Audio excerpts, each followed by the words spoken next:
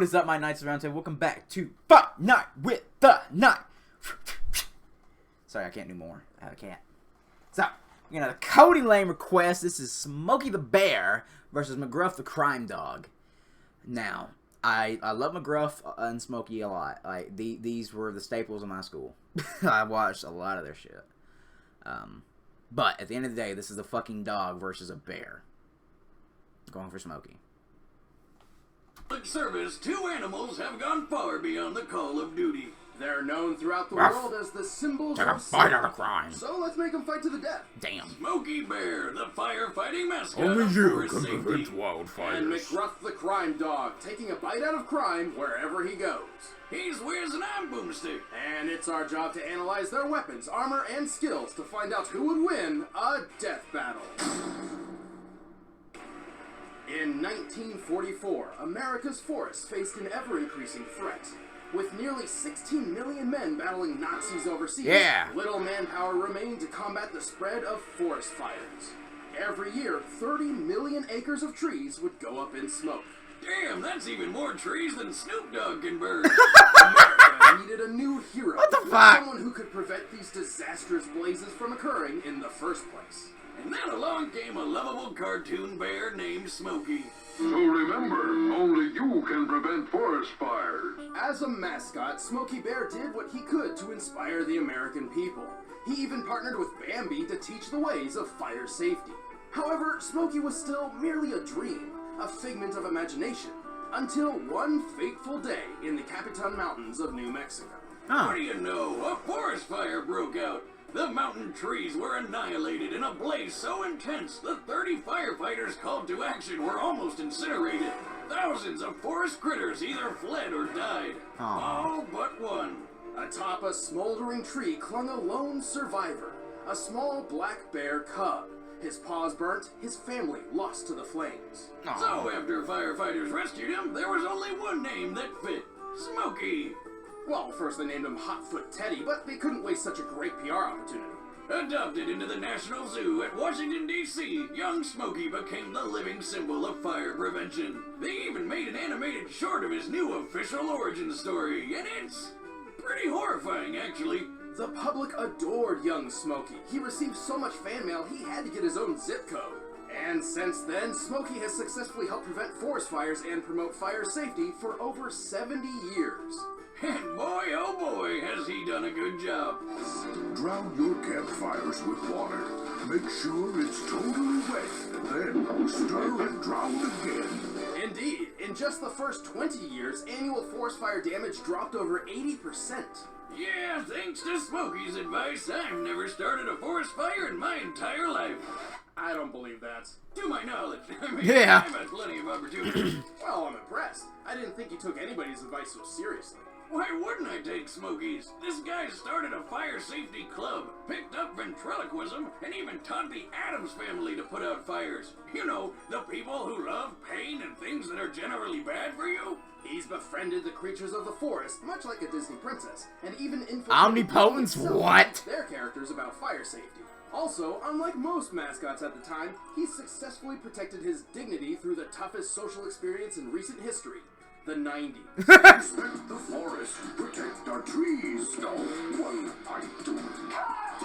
This isn't me. Smoke, we agreed you talk to kids in their language. I know, but I'll just give it to them straight. Oh, and in case you forgot, he's also a goddamn bear. Yeah. An American black bear, to be precise. The largest black bears are over 7 feet tall and exceed 800 pounds, which seems to match Smokey's own size. Smokey's got plenty to fight with, like his razor-sharp claws, his trusty shovel, and enough muscle to rip your arm off Chewbacca style. And then you have to worry about fighting a bear that's armed. Is that a pun? It wasn't even bear-related. Wiz, you can't even bear the amount of puns I've got. What have you got? It's unbearable. As if. Unlike Boomstick, Smokey isn't one to just do the bare minimum. In fact, bears in general are quite durable creatures thanks to their stout anatomy, including a skeleton so stable it endures long hibernation without withering. You better believe Smokey is strong, too. I love it. Bears his size can break trees and flip over boulders weighing more than 350 pounds. When he was just a cub, Smokey even smashed this shitty little house to bits. He's surprisingly stealthy, able to Can run over 30 miles per hour, lifted over 700 pounds, saved millions of acres of forest, smashed a house down, defeated a gorilla, holy shit, influenced the Addams Family, prevented a bear and apocalypse, survived the 90s with his dignity intact. Daylight with barely a sound. Also, black bears can run up to 30 miles per hour. That's what makes the bear cavalry so dangerous. Aside from that, he's accomplished many unbelievable feats to keep the forest safe, like manipulating time. And also when he disguised himself as a woman without better believe it. any resemblance to his real body. Boomstick, why don't you introduce his greatest feat You better believe it. with your baritone voice? Prepare yourself, because Smokey can magically grow so large he's bigger than Godzilla. Yeah. Look at the size of him. All just to emphasize a point.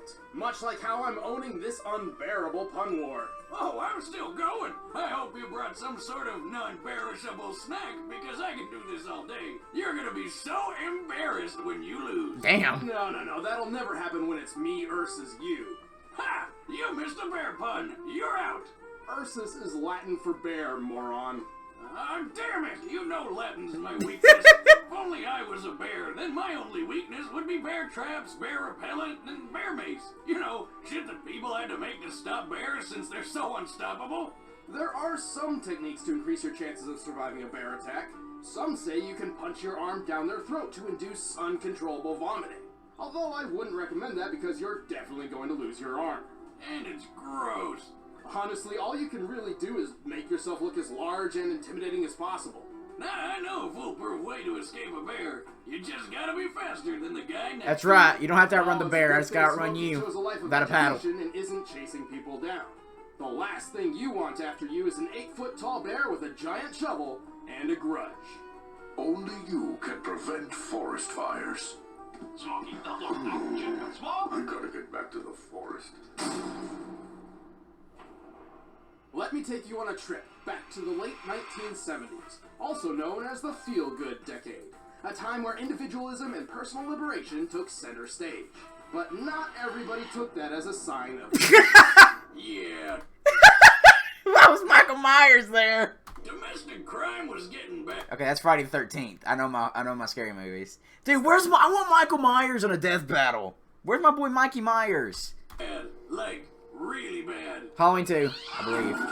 Yeah, it's also Halloween 2. Turn of the decade, the American people made a hero to save them from themselves. A dog in a trench coat. This canine began his campaign modestly enough, but he needed a name. After 8 months of polling, he was given one, along with an unforgettable slogan. Take a bite out of crime. McGruff, the crime dog. Focused and determined to make that bite count, McGruff hit the streets hard and fast. In just a year, more than 50% of Americans had seen at least one McGruff advertisement. Yep. It's because teenagers are the victims of over 2,000 violent crimes by strangers every day. You can help stop it. That's because he was willing to get his job done by any means Yeah, he's small. possible. He's Even taller than if me, it's but he's not ultimate fucking 8 embarrassment. feet. He used commercials, cartoons, Embarrassment. comic books, video games, musicals. He even released his own anti-drug album with such classic singles as Crack and Cocaine, Cause nobody's needing that crack and cocaine, making a mess of your mind. and Inhalants. You'll be suffering pain. Cause inhalants kill. Yeah, it's really, really bad.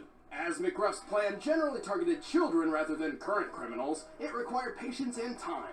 But it worked. Over the next few decades, crime dropped exponentially. The next generation of America was smarter and safer.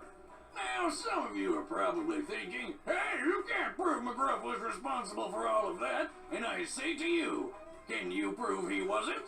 Regardless, McGruff certainly had a massive impact, leading the charge against crime. I mean, that's seriously impressive, considering all my dog does is sit around licking his balls. McGruff's not just any dog, he's a 6-foot-tall bipedal bloodhound, a dog breed known for their excellent sense of smell. Circle of and respect. Hang on, I gotta let the cat back out. She does not like dogs. Yes, there's a dog right in the living room too. She's in a little kennel. Superhuman perception, circle of respect, reality switch, a monster truck, time-stopping capability, presumed police training, omnipotence, recurrent starting crime, speed and strength of a bloodhound. That's not really... Extremely powerful Speed, yeah. bite, and Yeah. floppy, adorable ears. Yeah. Scaling him to your average bloodhound, McGruff can likely run 45 miles per hour, jump 10 feet high, and bite with enough pressure to break bones.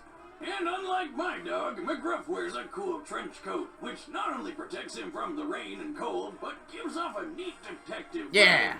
However, unlike Thailand's Air Chief Marshal, Mr. Fufu, Rest in peace, buddy. true story, McGruff doesn't appear to hold an official police rank. He calls himself a pre-tective, which is just as fake as it sounds. Oh, wait. If a crime hasn't happened yet, then how does he know to stop it? That's like some Minority Report shit. He possesses a certain set of skills to do so. Certain he has set a of keen skills. eye for details and context clues. He's exceptional at analyzing and predicting potential crimes in progress. So he can predict what's gonna happen with a few context clues, but that doesn't mean much if he can't stop a mugging or whatever. Luckily, McGruff has plenty of tools and talents. When someone's in trouble, McGruff's circle of respect creates a force field. Which is a... What is outplay? You play and it records. You can choose exactly what you want it to record. Get outplayed, kid. Assists, deaths. apparently the perfect defense against bullies. While he's not an official member of the police force, he's been hanging around officers for decades, so it's not unreasonable to believe he's picked up some police combat training. Being your own dog has its perks. For example, McGruff's car isn't a standard beat-up police cruiser, it's a friggin' monster truck! Yeah! This bad mamma jamma is based on a 2010 Ford Super Duty with 540 cubic inches of gas-guzzling badassery. Definitely an upgrade over his original 96 model, though I'm not sure what this has to do with preventing crime. Screw preventing crime! This beautiful beast prevents all kinds of other stuff, like boredom, being a little sissy, and small European cars Yeah. being unsmashed. That's enough for me. Ironically, despite his skills and claim to stop crimes before they happen, he's more of a counselor than a protector, and doesn't actually step in all that often. No, but he doesn't need to when he can freeze time. Ah, yes, McGruff is famous for pausing time and breaking the fourth wall to discuss an ongoing potential crime. Unfortunately, while pausing time, McGruff does not seem capable of interacting with the world around him. That's Jenny. But that's not Jenny's dad. If she gets into that car, that may be the last time you'll see Jenny. He doesn't even bother saving Jenny from her kidnapper. Which means he was right. That was the last time we saw Jenny. Still, McGruff's campaign has been wildly victorious. It's safe to say he succeeded in taking a bite out of crime. Oh my god, we didn't even mention the reality flipping switch he has in his office. What the hell is up with that thing? I'm McGruff the crime dog, and I'm here to help take a bite out of crime. Alright, the combatants are set. Let's end this debate once and for all. This is a dog versus a fucking bear. I'm going for Smokey. Budgeting for their first... Remember, kids, fire is a dangerous... Is that the actual McGruff? should never be left unattended. Well, time to go. Only you could That's have Smokey. prevented that forest fire. Is that the actual Smokey? It sounds just like him.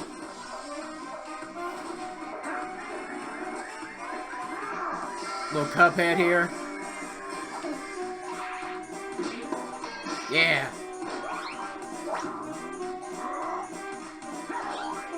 I love the little cartoony vibe.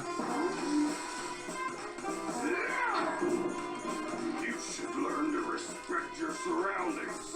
I'll show you respect. Circle respect, baby. What?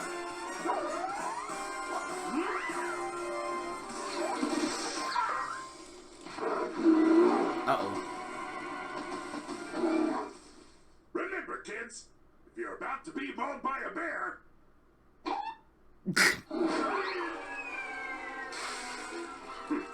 Stupid dog. Yeah! take a bite out of it. This! Yeah!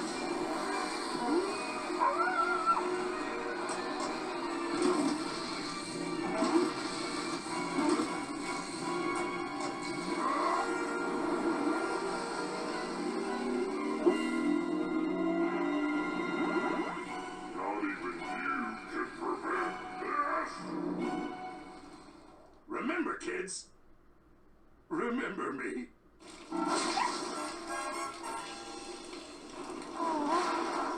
a sound. It's fucked up.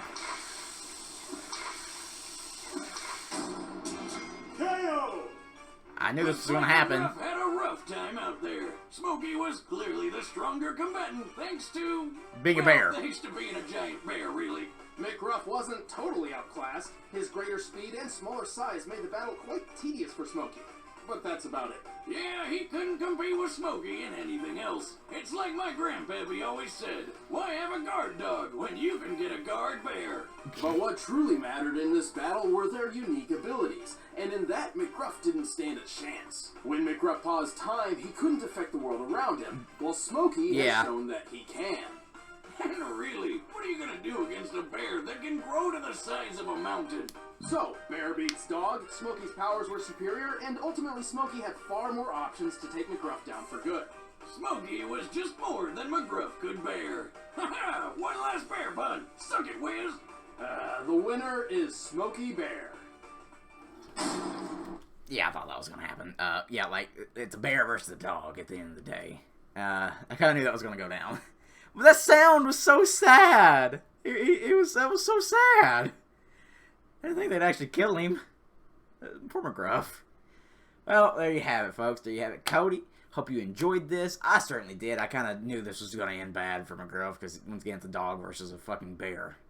So, bear wins 9 times out of 10. So, thank you all so much for watching. Hope you guys enjoyed this as much as I did.